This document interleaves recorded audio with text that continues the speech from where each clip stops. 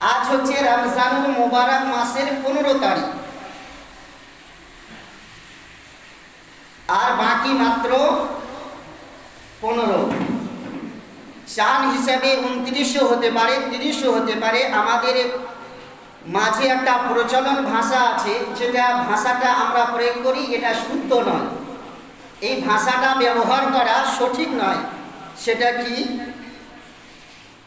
আমরা ভাবি যে একদিন ক্যালেন্ডারে হয়তো বৃহস্পতিবার রোজা লেখা ছিল, শুক্রবারে রোজা শুরু হয়েছে, হয়তো আমরা ভাবি একটা রোজা কমে গেল,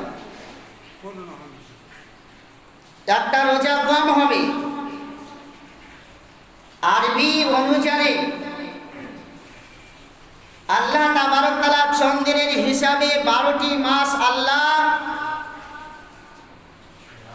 কোরআন পাকের মধ্যে ঘোষণা করেছেন। তো আরবি অনুযায়ী 29 মাস হয় এবং 30 হয়, 28 হয় না, আর 31 হয় না।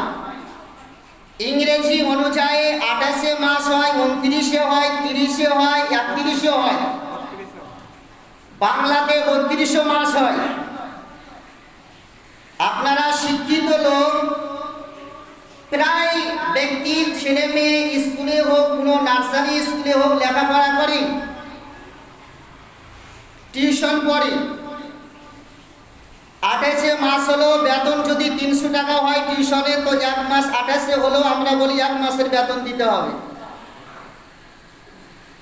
29 মাস হলো, আমরা বলি যে 1 মাস বাচ্চাটা টিউশন পড়া হয়েছে, 1 মাসের বেতন দিতে হবে। 31 মাস হলো, বলি 1 মাস, বলি কি না? 28 হলো 1 মাস বলি, 29 হলো 1 মাস বলি, 30 হলো 1 মাস বলি, 31 হলো 1 মাস বলি। সুতরাং তদরূপ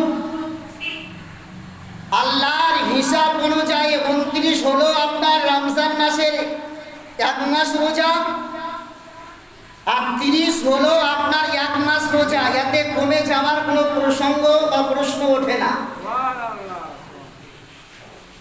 কমা বাড়ার এখানে কোনো প্রশ্ন নেই। নবী মুস্তাফা বলেছেন, যখন তোমরা শাবান মাসের 29 তারিখ হবে, তো তোমরা চন্দ্র দেখো, চাঁদ দেখো। চাঁদ যদি ওটা ঝুললে নাকি তুমি? এই দুটো সুইচ, এটাতে হাত দিও না।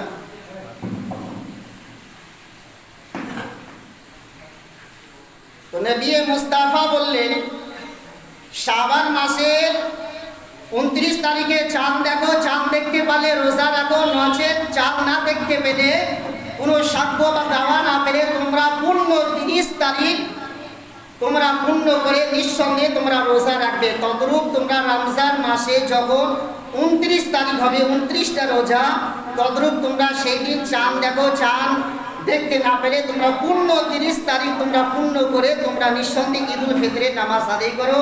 এটা শরীয়তের সংবিধান। আপনি আনোয়ারের শরীয়ত দেখেন তবুও পাবেন, কানুনের শরীয়ত দেখেন তবুও পাবেন, বাহারের শরীয়ত দেখেন তবুও পাবেন, ফতোয়ায়ে ফাইজুর রাসূল দেখেন তবুও পাবেন, ফতোয়ায়ে ফাকি মিল্লাত দেখেন তবুও পাবেন, ফতোয়ায়ে শারে বুখারী দেখেন তবুও পাবেন। ইসলামিক যত কিতাব রয়েছে, ফিকহের কিতাব বা হাদিসের কিতাব, প্রত্যেকটা কিতাবে একই মাসলা রয়েছে। তো আজি জানে মোহতারাম।